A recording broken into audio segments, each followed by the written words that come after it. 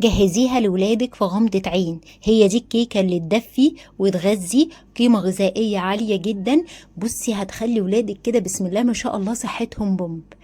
بتعالج من الأنيميا، مختلفة عن أي كيكة جربتيها. تابعي معايا للنهاية عشان تعرفي ليه. عايزة أقولك دي مش كيكة شوكولاتة، لا لا، دي كيكة من نوع تاني خالص. ان شاء الله متأكدة انها تعجبكم جدا. كل اسرار الكيكة الاسفنجية بطريقة سهلة وبسيطة، وان شاء الله مكوناتها رهيبة. حطيلي لايك، وكمان لو اول مرة بتشوفيني اوعي تنسي تتابعيني وشيري الفيديو ده لو بس عجبك. هنغذي ولادنا صح الصح النهاردة. 3 بيضات، معلقة كبيرة من القرفة، طعمها حلو قوي القرفة في الكيكة. ربع كوباية من السكر، كوباية عسل اسود، ايوه عسل اسود، النهارده هنعمل الكيكة بالعسل اسود. خلاص، نص كوبايه من الزيت، كوبايه حليب. كل المكونات حلوه قوي وصحيه جدا جدا جدا. يعني الكيكه دي من الاخر فيري جود فيري جود زي ما بيقولوا. هاخد كل المكونات دي اضربها في الخلاط كويس جدا.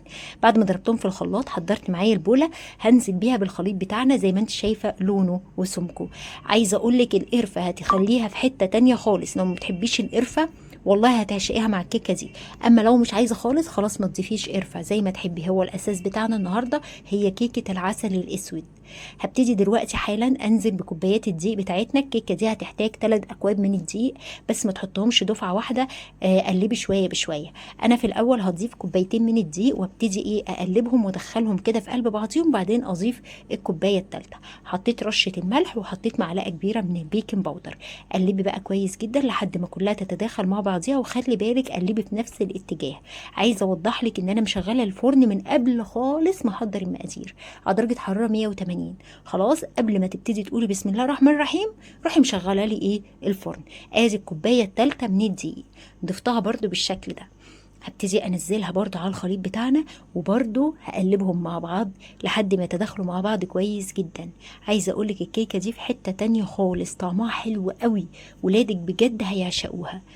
يا سلام عليها بجد لما تقطعيها كده شرايح جنب كوبايه الشاي. مش قادره اقولك حلو قوي لسهره بقى الشتا كده. كوبايتين شاي بلبن وقطعي الكيكه دي تدفئه ما بعدها تدفئه بجد. قلبت كويس جدا زي ما انت شايفه لحد ما اتاكد ان كل المكونات تجانست مع بعضيها كويس قوي. وشوفي بقى خليط الكيكه معايا سمكه عامل ازاي. المهم ما يبقاش في ذرات دقيق مش متجانسه.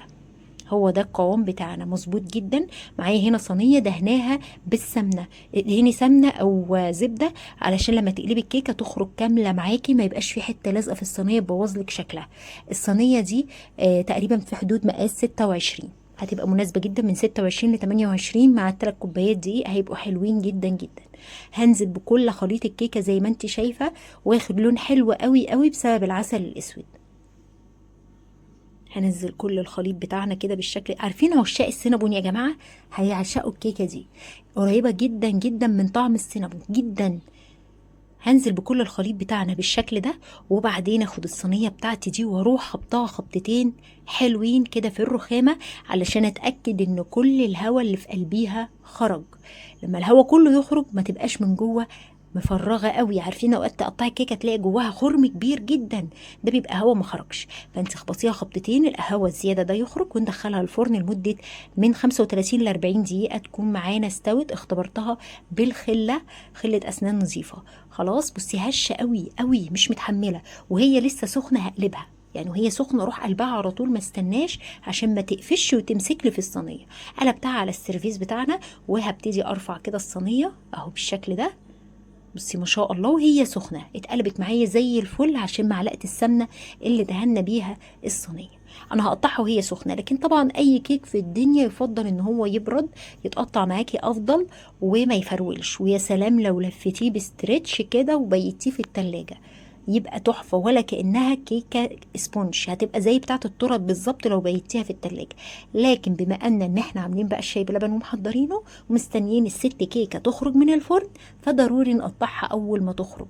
ومش هيصبروا عليا اكتر من كده، هم صابرين بقى لهم حبه مستنيين 35 دقيقه لحد ما تستوي. ومش قادره اقول لك ريحتها قلب البيت. فالكل بيسال هي الكيكه ما خلصتش، هي الكيكه ما استوتش، من كتر ما ريحتها فعلا قلب البيت كله.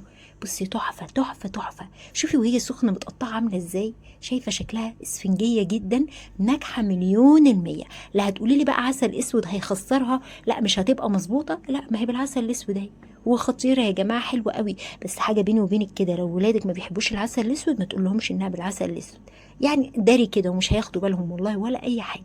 يعني بلاش تقولي. بصي اسفنجيه ازاي، يا حركات يا تكات، خطيره يا جماعه، حلوه جدا جدا. طبعا بقى انا بقعد اقطعها شرايح كده او ترنشات رفيعه وبقدمها، واي حته كيكه بتبقى مني بدخلها التلاجة، بتبقى احلى بكتير الكيكه وهي ساقعه. انا بحبها جدا وهي ساقعه عن وهي سخنه، بتبقى خطيره، بتبقى طعمها حلو قوي قوي لما تبات في التلاجة. بصي شكلها تحفه. تعالوا نحطها في طبق كده ونقطع حته بندوقها مع بعض. خطيره يا جماعه ومغذيه بقى، الاهم من كده انها مغذيه جدا. وعايزه اقول لك ربع كوبايه السكر استخدمتها ممكن تستغني عنها على فكره، لو انت مش حابه ما تحطهاش، يعني دي اختياريه برضو زيها زي القرفه، اللي حابب يحطها يحطها، اللي مش حابب خلاص. يا عم بصي كيكه محلات، دي الكيكه بجد بتاعت الاعلانات بتاعت زمان. بصي بتبقى هشه وخفيفه وتحس انها كيكه اعلانات، مش ممكن نعمل زيها. لا سهله وبسيطه يا جماعه، والخفه دي ممكن نعملها عادي في البيت. جربوها هتعجبكم جدا، طعمها طلع خطير. تعالوا بقى نقطعها ترنشات رفيعه زي ما بقولك، بقطعها ترنشات رفيعه خالص، وابتدي بقى ايه اقدمها كده كانها باوند كيك، اقدمها في اي طبق سيرفيس. واي ترنشات بتفضل معايا بعينها بقى في علبه مخصصه في التلاجة كده، واسيبها في التلاجة لتاني يوم، بتبقى حلوه جدا. جربوها بطريقتي وارجعوا اكتبوا لي رايكم تحت في الكومنتات، ايه رايكم في الكيكه دي، وولادكم قالوا لكم ايه. وما تنسوش تشيروا الفيديو ده لو بس عجبكم، انا بحبكم جدا جدا. جربوا الكيكه بتاعتنا النهارده باذن الله هتعجبكم جدا. هستنى ارائكم تحت الوصفه، واي كومنتات على الوصفه اكتبوها لي تحت عشان لو في اي كومنت نحسن من نفسنا. انا بحبكم واشوفكم على خير فيديو جديد. سلام. بس خفيفه وهشه حلوه قوي. مع السلامه.